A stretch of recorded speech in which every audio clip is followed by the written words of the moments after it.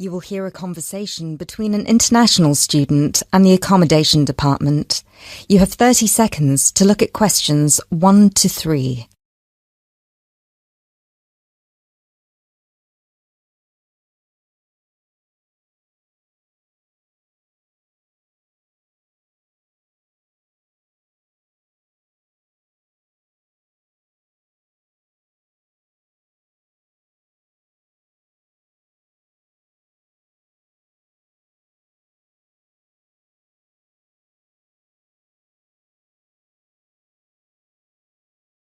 Hello, accommodation department. How can I help you? Do you look after accommodation for international students? Yes, we look after accommodation for all the students. Good. I hope you can help me then. I've only just been accepted onto a postgraduate course, and I want to know if there is any accommodation available from this September. I know it's very short notice. Yes, it is rather late, but I'm sure we'll be able to find you something. First of all, can you give me your name and student number so that I can find you on the system? Sure. My name is Maria Teresa Gonzalez. Maria Teresa Gonzalez. How do you spell that? Gonzalez.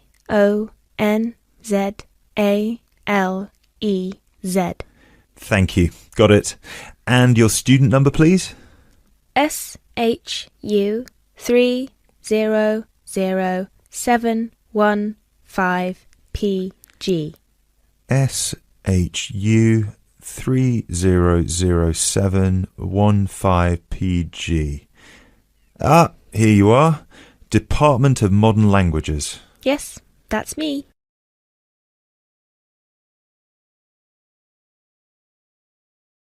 You now have 30 seconds to look at questions 4 to 7.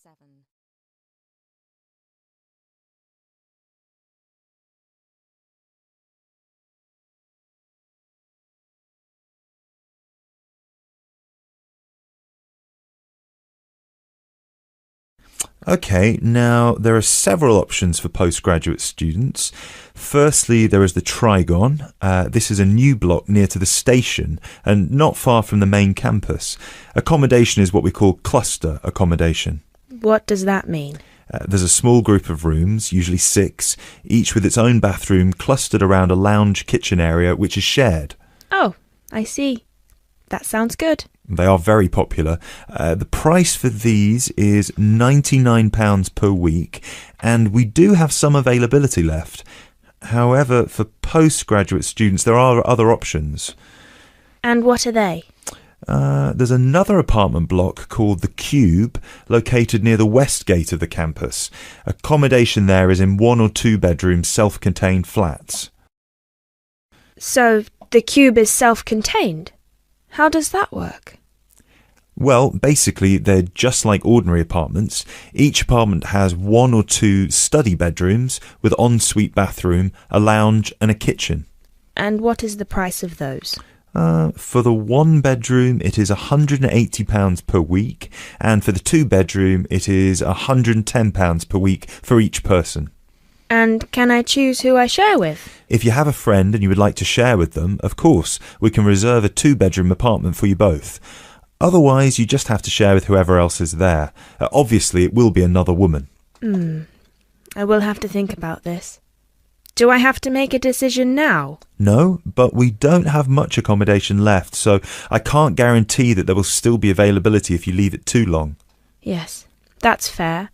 I have a friend in the management department who might like to share. I will speak with her and get back to you this afternoon. Okay, fine. Do let us know as soon as you can. I will do. Thanks for all your help. My pleasure. Bye. Bye.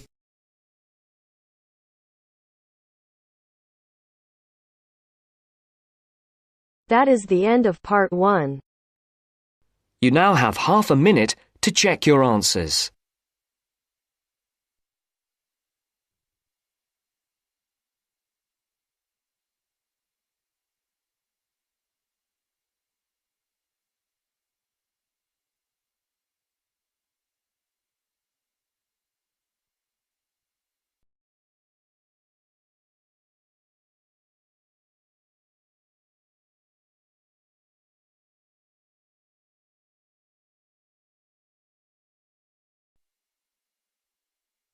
Now turns to Part 2. Part 2.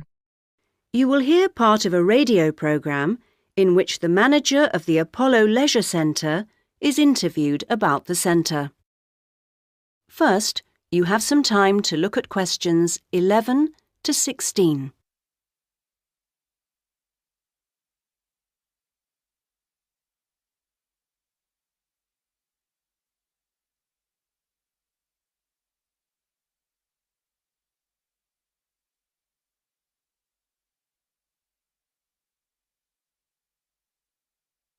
Now listen to the first part of the interview and answer questions 11 to 16. Next, I'd like to welcome Carol Brown, manager of the Apollo Leisure Centre. Carol, welcome. Thank you. Now, Carol, the Apollo seems a familiar sight, but how long has it actually been here? Well, we started negotiations to take over the previous Active Life Centre that used to occupy the premises in 2000 and planned to open in 2001, although the usual delays meant it was 2002 before we were up and running. And do you have quite a mix of members, or are you focused on certain groups? It's pretty broad, actually. There are something like 200 adult members, so that's our biggest group, but we also have as many as 100 youth members, together with about 50 family group members. And I think we'll see that section growing to 100 over the next couple of years. Healthy numbers. Yes, and we'll be developing the centre to make it even more attractive. We're hoping eventually to build in a rock climbing wall, which would make a useful addition. We've already opened our swimming pool, which is hugely popular, and we'll have a massage room open within 12 months. Now, I understand you have different categories of membership? Yes, to suit every pocket. Blue membership includes all facilities for the member and a guest at all times, which is good for people with unpredictable timetables. If you can make it during daytime hours, red membership gives you excellent returns for your fee. As for only half price, you can use all the facilities during the day, and they're actually less crowded then. Green membership is designed for people who are only able to come infrequently, and so, of course, costs less. And there are chances to socialise? Oh, certainly. Our cafe is very popular and is a nice place to wind down and chat after working out or whatever. In fact, while it used to shut at 8, we've extended that to 9 now, with last orders taken at 8:30. It serves a whole range of food and drink. So if someone wants to join, what do they do? Come and see us. We'll give you all the details. The induction process takes about an hour and a quarter, which includes 3/4 of an hour on average with a personal trainer, and something like half an hour being shown round the different facilities. So we'd be well looked after? Definitely. Now you have some time to look at questions 17 to 20.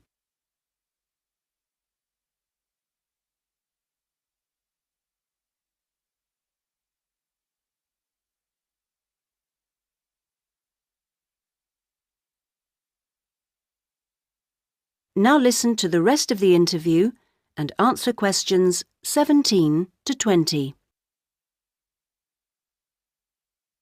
OK, now, Carol, can you give us some idea of what we could expect to get as members of Apollo? Sure. Well, let's take next Monday as an example. The early evening would begin with the programme of classes. Of course, members would also be at liberty to do their own thing. I'm just talking about the listed classes that we'll be offering. So let's say you're free to turn up at 4 p.m. You could spend an hour in a class that we call gentle exercise. This isn't a hard workout, as you might be imagining it, but a session designed for those who perhaps are not used to rigorous classes and would like something to ease them in. Right. The next thing on offer will be starting at 5, and again, it'll last for an hour. In contrast, this is what we simply call weightlifting. It's certainly not for softies, but this strenuous session is, of course, carefully monitored, and we wouldn't let anyone do anything silly. Oh, well, that's reassuring. And then, kicking off at 6:15, you'll be welcome at a class aimed at promoting better lifestyles, which we run under the banner of healthy living. We'll give you all sorts of useful advice about just living better. Oh, sounds easier than working out. And probably at least as important. And rounds the evening off nicely. Oh no, we still have one more offering. Oh. These days, so many people are working, frankly, more than they should be, and we try to combat the stress that creates by encouraging those who can to take part in the class we call relaxation. You can learn lots of helpful techniques for staying calm when you think everything's going terribly. Now you're talking. So we'll see you on Monday. Now... That is the end of part 2. You now have half a minute to check your answers.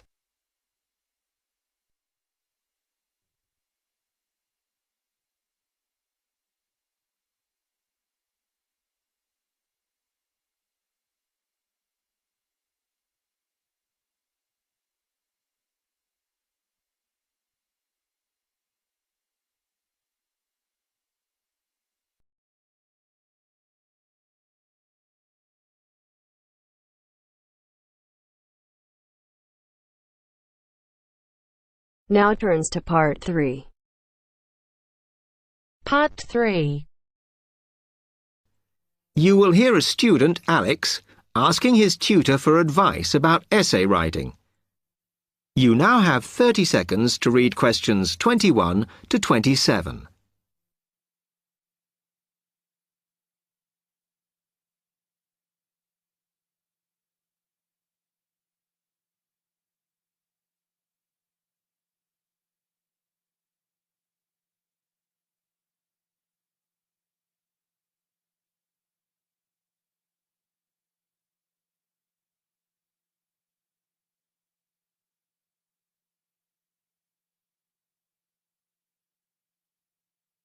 Hi, Alex. Come in.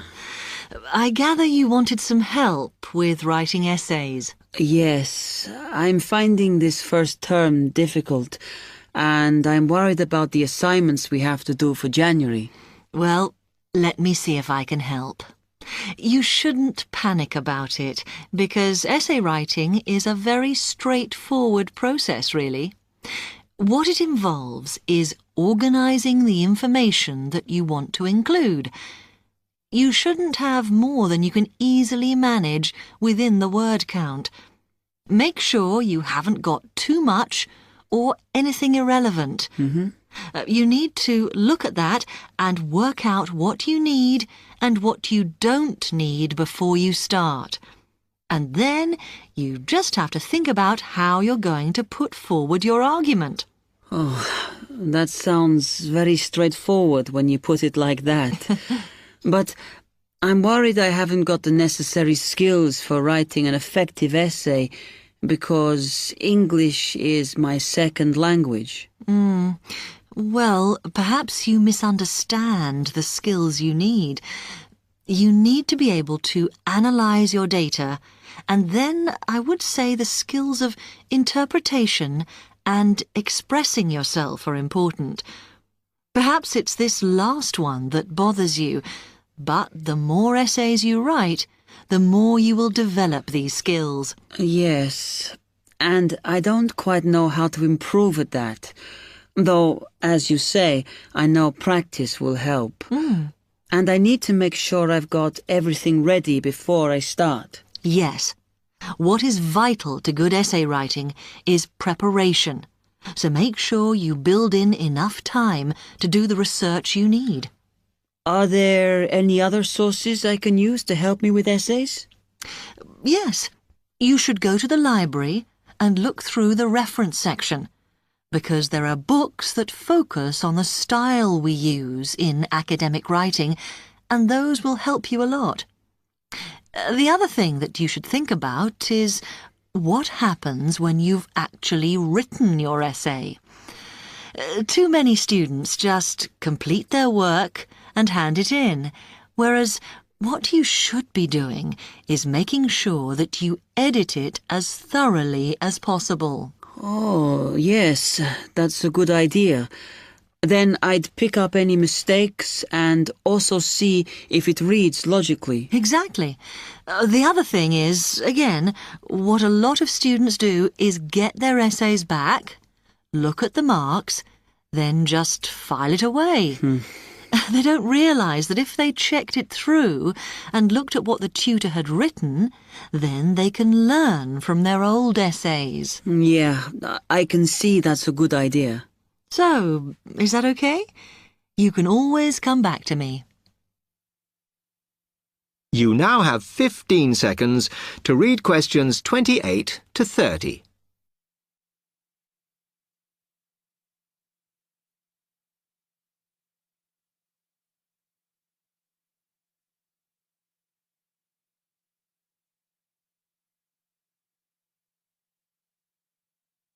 Actually, there were a couple of other things I wanted to ask you about essay writing. I had a few thoughts of my own about what I should do, such as really taking good notes when I'm reading, because that helps, doesn't it? I think it improves your knowledge rather than your actual writing. But one tip I can give you is to try and not read too much. Otherwise, you end up including irrelevant material in your essay. Remember to stay on task. Yes.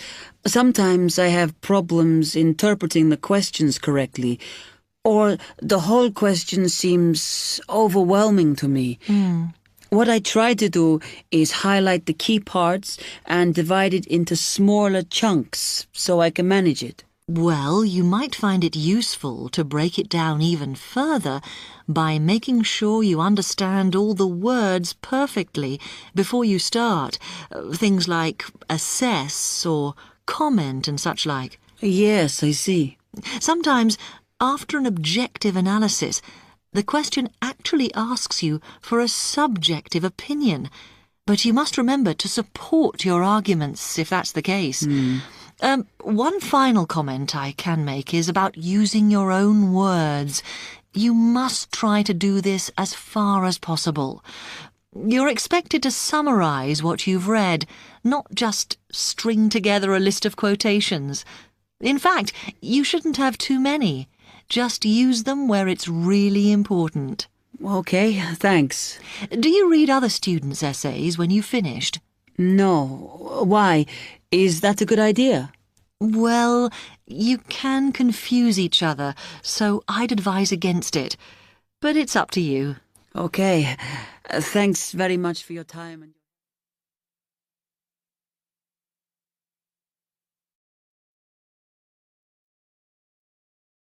That is the end of part 3. You now have half a minute to check your answers.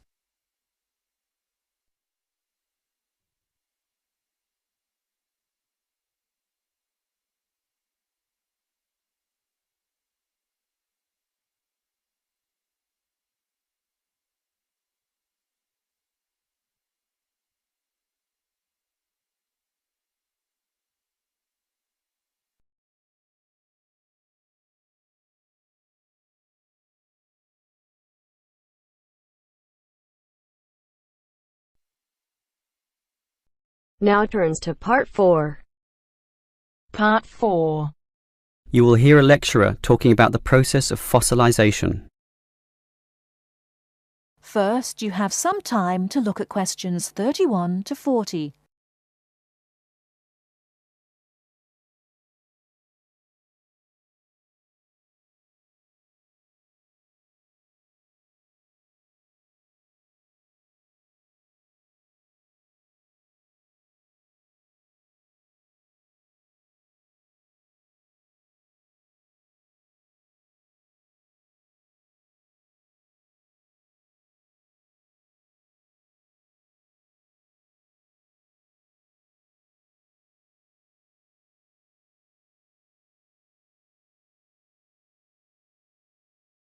Now listen carefully and answer questions 31 to 40.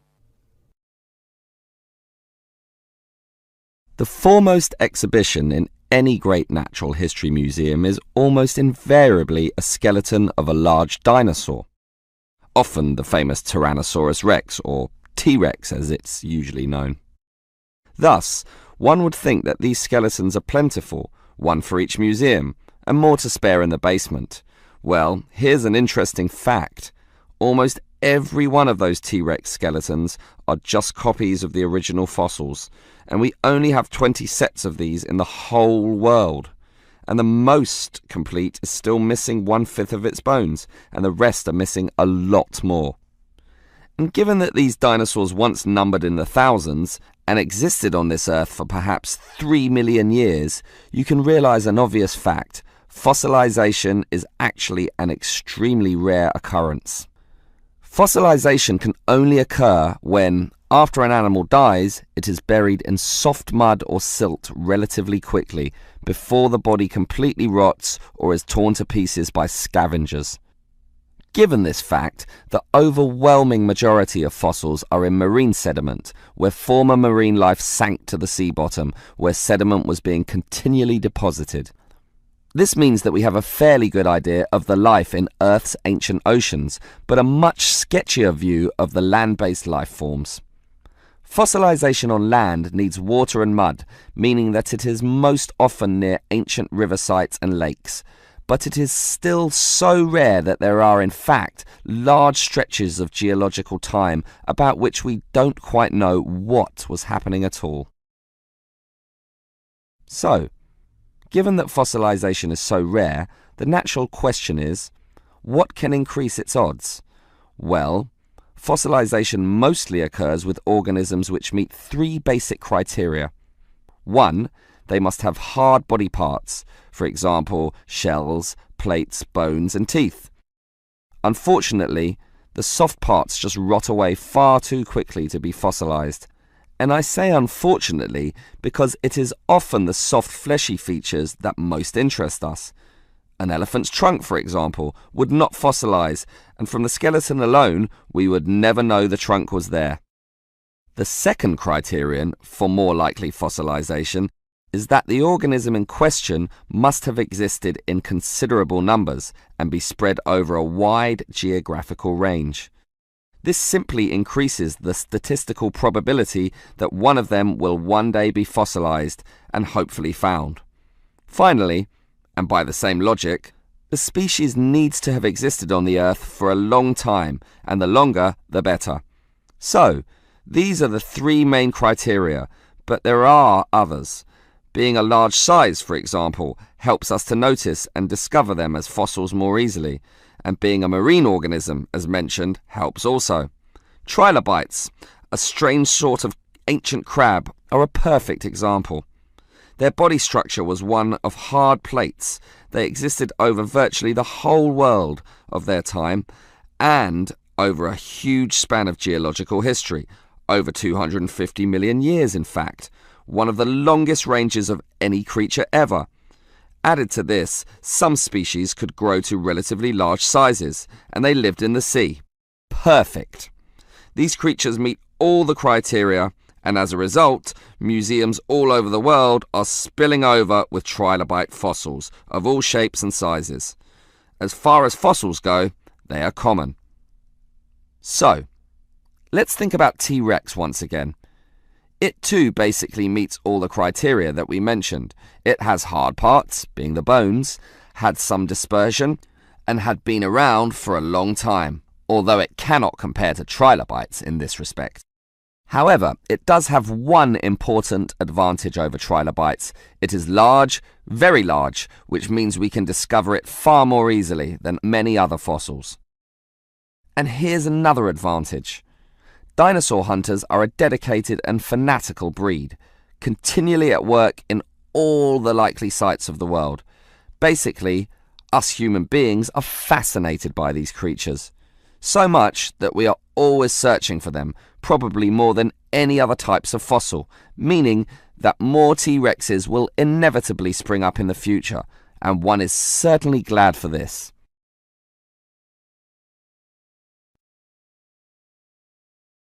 That is the end of part 1. You now have half a minute to check your answers.